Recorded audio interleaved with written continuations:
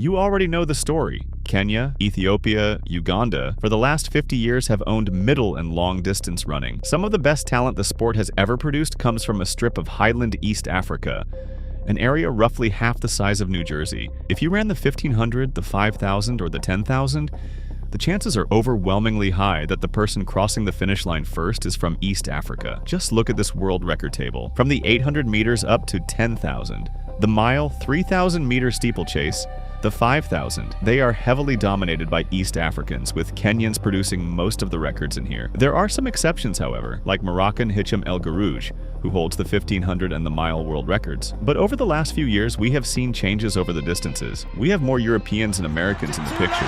Or is he going to get there? Oh, impossible to tell. Laros and Nuguse across the line together. But here comes Geordie Beamish, and he's coming, and he's closing. They're side by side. Look at the young talent setting new records. Sam Ruthe at 16 is the fastest junior athlete over the 1500. Faster than 17 and 18-year-olds. He will be the fastest junior miler in a few months. Look at Josh Hoey and Hobbs Kessler. They have gone into the record books early in 2026, after setting world records in the 800 and the 2000 indoor track. There is more competition arising from Europe and North America in these distances. At the 2024 Paris Olympics, the men's 1,500 meters final ended with Cole Hawker at the top with gold, Josh Kerr second, and Yared Nuguse third. In fact, there was no East African finishing top 10 in Paris. Prior to that, in Rio 2016, an American won the 1500, with Kiwi Nick Willis as third. We see the same in the 3,000 meter steeplechase, an event heavily dominated by Kenyans for decades. So what is actually happening here? And more importantly, is this a demographic shift? Or is this just a few good years for a handful of European athletes who got hot at the right time? We'll look at this later on, but these are a few examples of how the East Africans have been outclassed in some of their dominant events. Before 1960, this sport looked nothing like it does today. Distance running was a European and North American pursuit, structurally, institutionally, culturally. The first modern Olympics in 1896 featured almost exclusively white men from Western Europe and the United States. The idea that the future of endurance athletics would come from the Rift Valley was so far from anyone's mind that it wasn't even a question worth asking. Decades later, we had Abebe Bikila ran the 1960 Rome Olympic Marathon barefoot and won by approximately 25 seconds. Then Kipchoge Keino in 1968 at altitude in Mexico City with an undiagnosed gallbladder condition. He entered the 1500 somewhat unexpectedly after withdrawing from the 10,000. He had to walk to stadium for the last 2 miles because his team bus got stuck in traffic.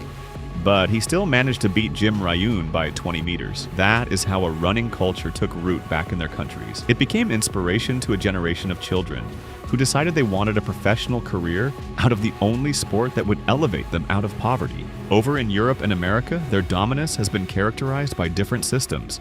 The American collegiate system, the NCAA, has been a battleground for hot talent.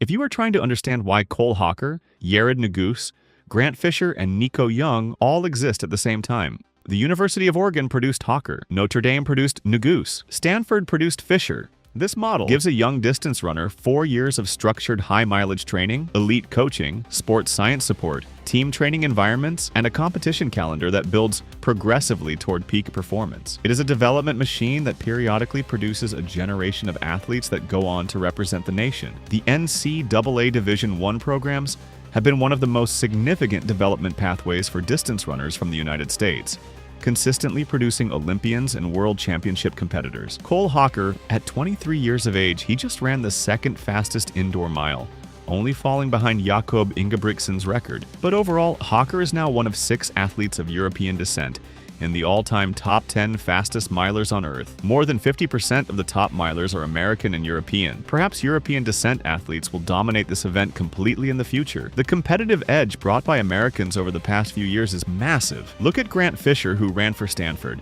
He won the NCAA Outdoor 5,000 meters title in 2017. He turned professional in 2019. 5 years later, he was standing on the podium at the Paris Olympics with a bronze medal in the 10,000 meters, the first American to medal in that event in over 12 years. Europe has its own version of this.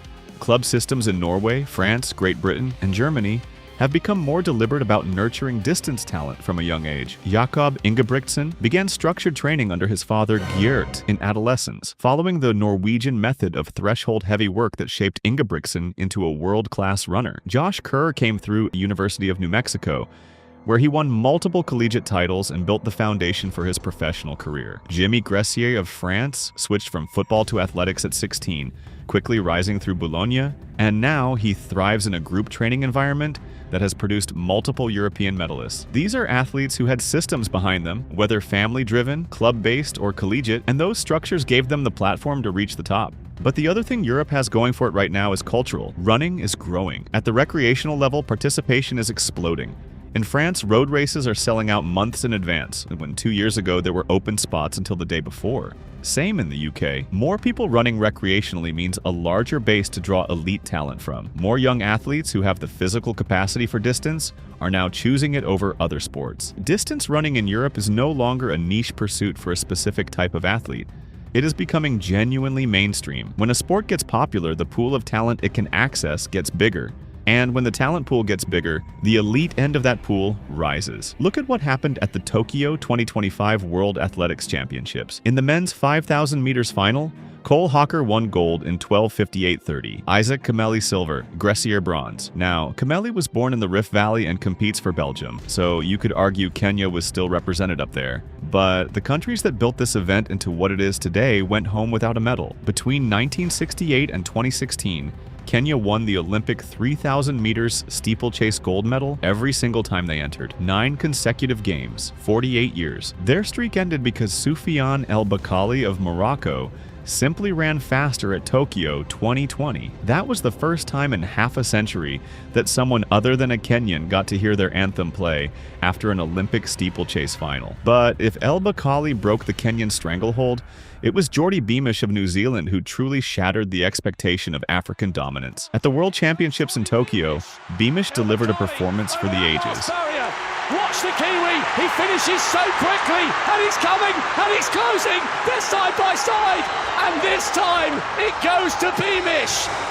For the first time in the history of the World Athletics Championships, a New Zealander stood at the top of the track podium. And for the first time in over 40 years, the king of the steeplechase came from outside Africa entirely. In the men's 10,000 meters, Gressier again placed first in 28 minutes, 55.77 seconds. Andreas Almgren of Sweden was third, and Nico Young of the United States was fifth. Grant Fisher of the United States was eighth. There were 3 Americans and a Swede in the top 10 of the global 10,000 final, showing that the playing field has been leveled. But this has been hard-earned. Elite European and Oceanian athletes have essentially reverse-engineered the East African altitude advantage. When Europe freezes over, they migrate to areas with high altitude like Dullstrom in South Africa. They do it for months at a time, enough to force the body into producing elevated natural EPO and red blood cells, the same physiological adaptation Kenyan runners get for free, simply by growing up in the Rift Valley. But overall, sport is at its best when nobody knows who is going to win, when it's unpredictable. In 2026, the rest of the world is competitive in a way it has not been in decades. And that is good for everyone. Good for the athletes, good for the sport, and most importantly, good for entertainment. Whether you are Kenyan, British, American, or a Kiwi, the track does not care where you are from. It only cares what you can do on it. If you enjoyed this, let me know your thoughts. Continue supporting the channel, subscribe, and share the video with someone who loves the sport.